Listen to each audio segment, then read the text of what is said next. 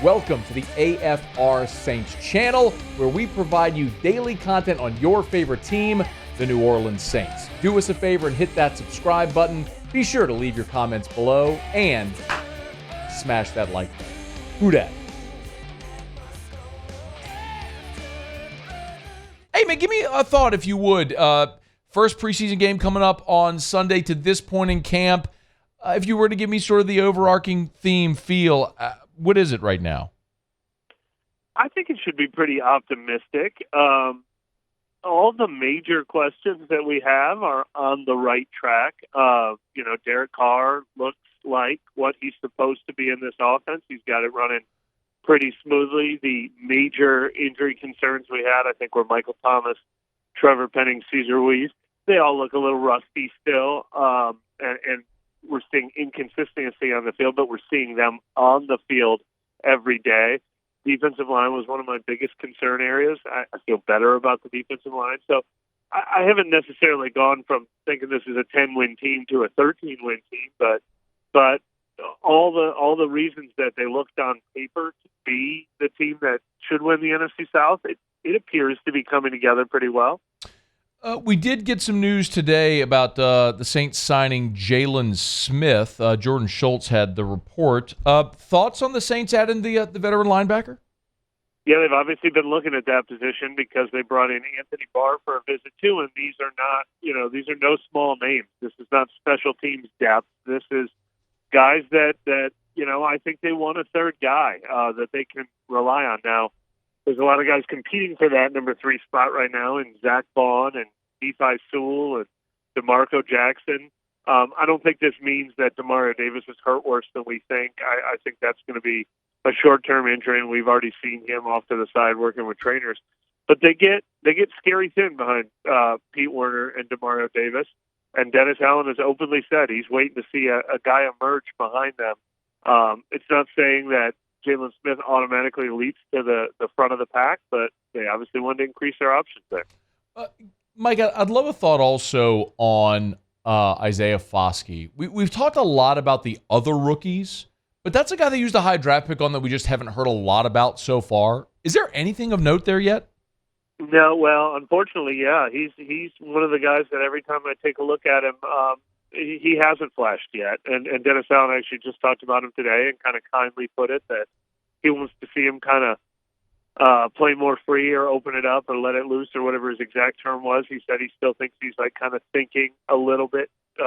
So we haven't seen him flash yet. Now, to be fair, we haven't seen anybody tackle anybody yet either. Right. 2 weeks into practice. So you take all the assessments of linemen with a grain of salt, but I think he is one that has not flashed right on the scene as much as, say, Brian Brzee or a third-year guy that's finally healthy in Peyton Turner. Those guys have flashed for me a lot more. Well, I'm actually really relieved to hear you say that Peyton Turner has flashed. Because obviously when you invest the draft capital that the Saints did, you want to get a return on that. And it feels like this is the make or break for Peyton Turner if they're going to pick up his 5th-year option and so on. So give me a sense, Mike. What do you feel is realistic for Peyton Turner this year? Well, I'm trying to caution myself because I've made this reference a couple times on our show that I worry I'm kind of trying to will it to happen. Like, I'm watching him and thinking, oh, that looks like a first-rounder.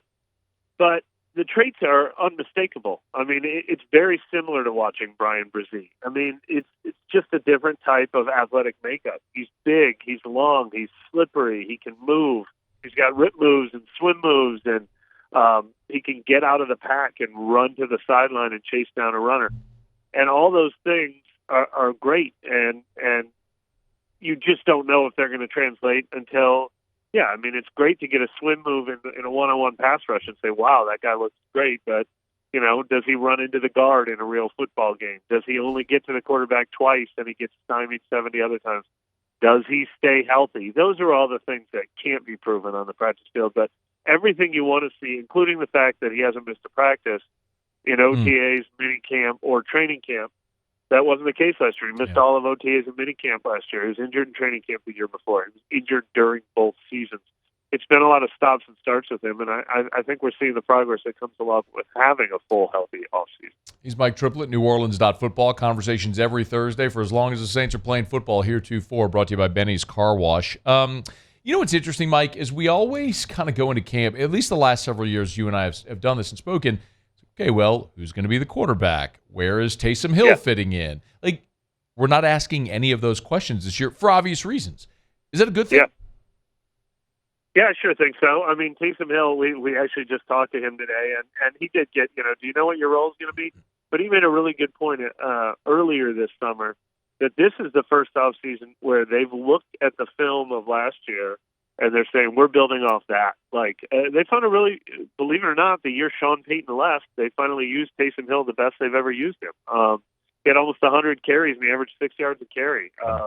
He was a huge part of their run game. Now, I do wonder if that role will be lessened now that they have more running backs to choose from, now that they have more quarterback depth. But that is interesting. Absolutely, with Derek Carr, there's no quarterback controversy. I think we know the pecking order at running back. We know the pecking order at wide receiver. The offensive line, we generally know the one big competition being James Hurst versus Andrews Pete. But the big question mark at a lot of those positions is health. And that's what's derailed in the last couple of years. So far, so good, though. So what don't we know that we're hoping to find out Sunday against the Chiefs? Well, we're not going to find anything out Sunday against the Chiefs definitively, obviously. We'll feel a lot better about the team if we see the first-string offense, which will probably play maybe 2 series, go down there and have an 8-play touchdown drive and look smooth and efficient. But it wouldn't surprise me if they do. That won't guarantee that, they're going to blow the doors off the place. But that'll be nice to see. Like I said, one of the worry spots that I feel a lot better about is the defensive linemen. In addition to what I said about Peyton Turner and Brian Brzee, I think Carl Granderson and Malcolm Roach have had 2 of the best camps of anyone on the team. But I want to see that translate into actually getting sacks and tackles for loss against live action, and make sure that's not just looking good in non-contact practices that aren't even always in pads. So those are a couple of the big ones I'm looking at. My biggest concern with this team, though, is I'm going to feel great about this team as long as they have most of their starting 22 players out on the field. It's when they have injuries and they have drop-offs at a lot of positions, that's when the real concerns are going to come in for me. Is Mike Triplett's with us just for a couple more minutes again on Twitter at Mike Triplett. Give him a follow, neworleans.football, courtesy of our friends at Benny's Car Wash. So you said the first 22. As long as that first 22 are out there, you're going to feel good. Is there a spot in the first 22, or where is the spot in the first 22 where you might still think, okay, they need to improve there, or that's a question mark there? The defensive line was number 1 for me, which is why I've listed that as one of the most promising things about camp.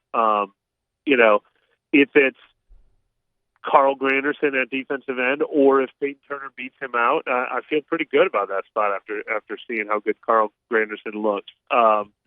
Defensive tackle, I don't know that anyone's going to star, but the rotation of Colin Saunders and Brian Brzee and Nathan Shepard and Malcolm Roach, I feel better about that than I did a couple weeks ago. Tight end is a position I've started to feel a lot better about. I always liked Juwan Johnson, but I think Foster Moreau looks really good, and whatever Jimmy Graham's going to add to this team is interesting. Offensive line, I love their starting 5. If you give me, 15 starts apiece for each of their offensive linemen, I think you might have a top 5, top 10 offensive line. But that's my biggest concern on the whole team is how many games are those guys actually going to start and stay healthy? There's injury question marks across the board on that team, and that could derail a lot of the things we're optimistic about. All right, I got 2 more things. Number 1 is I would love a thought on Jimmy Graham, considering you covered him his first stint in New Orleans. Yeah. He was wayward for a while, and now, to me anyway, it's odd that he's back now as a 36-year-old. Yeah. And 36. And he seems to be actually popping at camp. I mean, I haven't seen a day of practice. So if you would, a thought on this wayward process for Jimmy Graham to bring him home and what role he may actually have. It's pretty fascinating to me. I mean, I guess maybe we should have seen it coming since Dennis Allen, in week 17 of last year, at the combine this year, before free agency, before the draft, repeatedly talked about one of the top things on his list was that they needed guys who could make contested catches, that they could throw to on third down, that they could throw to in the red zone. Obviously, we all hope Michael Thomas is a part of that equation, but that's what Jimmy Graham does.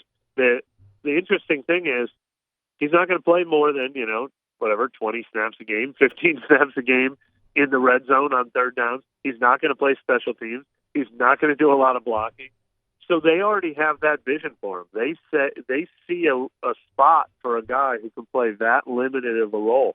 Those are the things that often make you wonder if a guy fits on the team, but that's built in already with him. Can he give you 15 value snaps a game? Absolutely. At the very least, be quite a distraction. A lot of guys don't get a chance to just play 15 snaps a game, but if they have that role for him, I'm intrigued to see it. He's still good at that. He still wins jump balls, and if he does get ahead of steam, he still knocks over a linebacker trying to get in his way.